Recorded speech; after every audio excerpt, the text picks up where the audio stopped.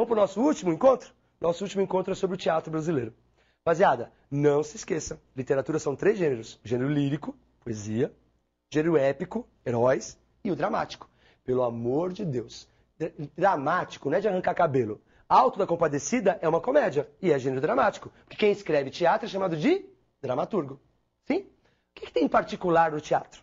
Teatro não tem narrador. Não tem narrador. Agora, mas eu fui numa peça, tinha um cara falando. Ele é personagem. Em off, mas é personagem. Não tem narrador. Segundo, teatro tem rubricas. O que são rubricas? Entre parênteses, ele coloca assim, ó, sai pela esquerda. Barulho de automóvel. Cai o pano. São dicas do autor para quem? Para o diretor e para o ator. Certo? Então, rubrica, não tem narrador, certo? E é o gênero dramático. Muito bem. Não há vergonha? A gente sai da escola sabendo quem é o pai do teatro português. Gil Vicente. Deixa eu perguntar, quem é o pai do teatro brasileiro? Vergüenza, vergüenza, vergüenza. Como é que você não sabe quem é o pai do teatro brasileiro? O pai do teatro brasileiro chama-se João Caetano. João Caetano é ator, autor e diretor do século XIX. Nós temos o Teatro João Caetano em São Paulo, Teatro João Caetano no Rio de Janeiro, em Salvador, certo? Ele vai ser o primeiro escritor que vai falar do Brasil nas suas peças. Gente, teatro tem desde lá dos jesuítas. Só que nos jesuítas não era teatro, era catequese. E era misturado com tupi. Sim? Depois, o pessoal fazia peças europeias. O primeiro que vai escrever peça no Brasil, João Caetano.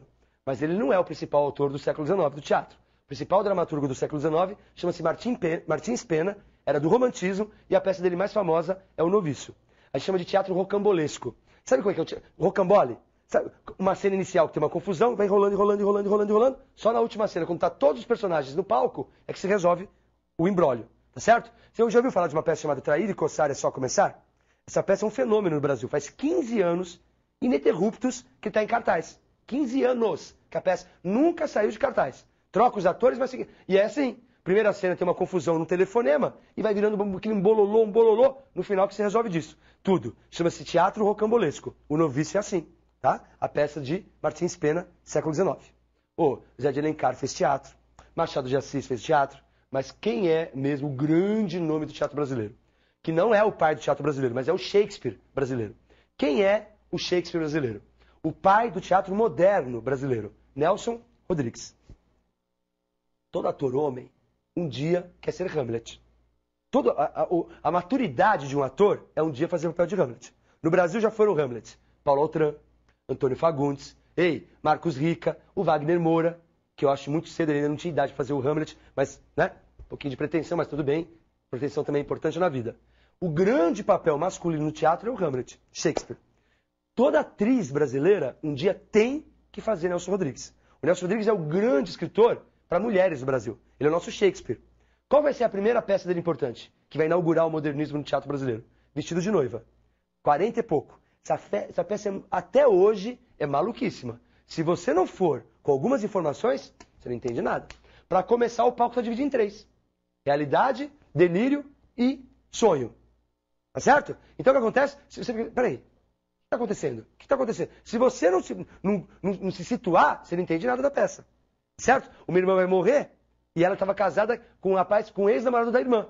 E aí ela termina a peça passando. A peça termina com ela morta, passando o buquê de noiva para a irmã que está viva. Como se ela dissesse, ó, vai, seja feliz. Essa é uma leitura. A outra leitura é a seguinte, desconfia-se que a irmã que vai casar agora com o rapaz, os dois se juntaram para atropelar e matar a moça.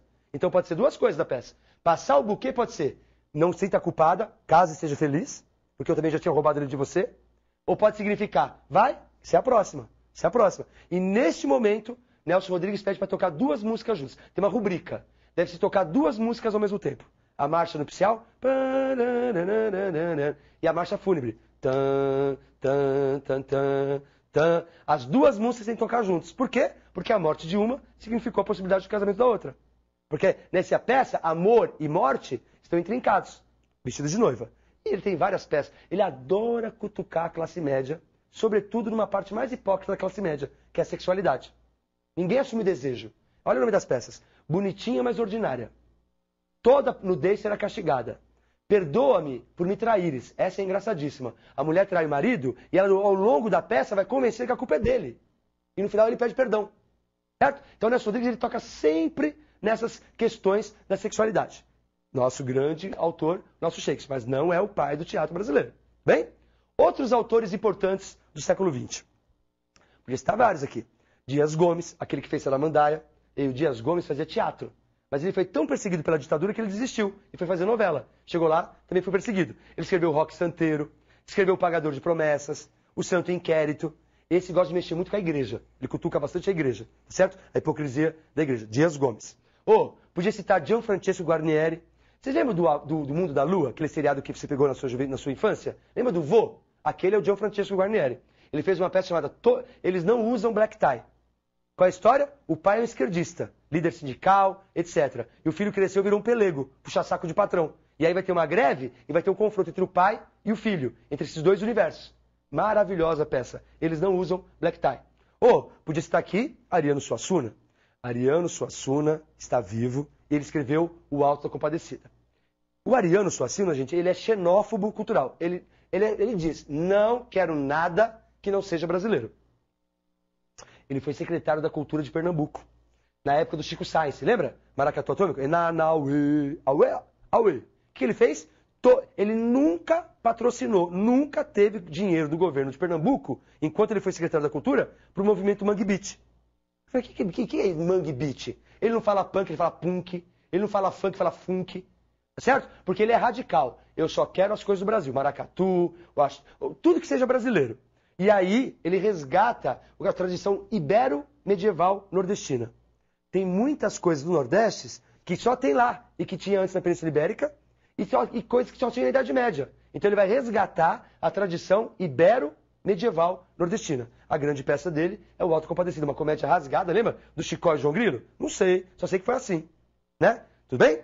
Então, é o que é o malandro brasileiro. Já falei pra você, todo país tem uma imagem que diz quem é o país. Pro japonês é o samurai.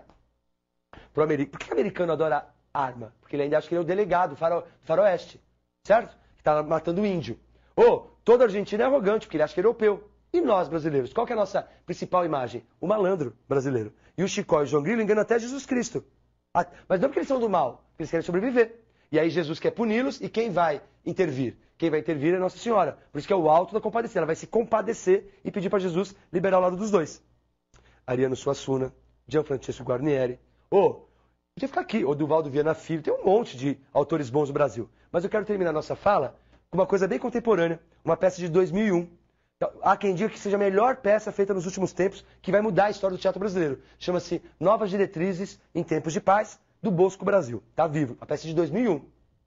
É uma grande homenagem ao teatro, né? O papel do teatro. Um polonês veio para o Brasil, fugindo da guerra, e quando ele chegou na alfândega, tem um funcionário, mal-humorado, cara chato de galocha. Ele falou, olha, não gosto de negócio de teatro, acho que isso aí é uma viadagem. O negócio é o seguinte, seu navio vai zarpar. Se eu não te der o garimpo, você não entra no Brasil. Você tem 10 minutos para me fazer chorar. Se vira. 10... Como é que ele, que é polonês, vai fazer outro chorar em português? Mas ele falava um pouco de português. E aí, então, ele vai começar a falar umas coisas bonitas, que o erro dele tinha sido nascer, que o passarinho abandona o ninho. Ele abandonou a Polônia, mas o passarinho é livre. Que o leão, a fera mata coisa na floresta, mas é livre. E ele viu a guerra, a morte e não era livre. Resumindo, ele vai falar coisas tão bonitas que o outro vai começar a pensar na própria vida. Que ele também estava preso. A sua mesquinharia, a sua insensibilidade, ele era torturador do Getúlio, e aí ele vai chorar. Então ele carimba pro cara entrar no Brasil. A hora que o navio estava bem longe, o cara falou assim, olha, eu menti para você. Eu falei, como assim? Ele falou, eu não contei nada da minha vida. O que eu fiz para você foi um monólogo de uma peça chamada Vida é Sonho, de um dramaturgo espanhol. Uma peça linda. E aí ele falou assim, não vale. Eu falei que você tinha que me fazer chorar com as suas lembranças. Ele falou, e uma peça que eu fiz um ano inteiro, não é uma lembrança minha? Ele falou, eu quero te agradecer, porque eu vim para o Brasil para ser agricultor, porque eu tinha desistido do teatro.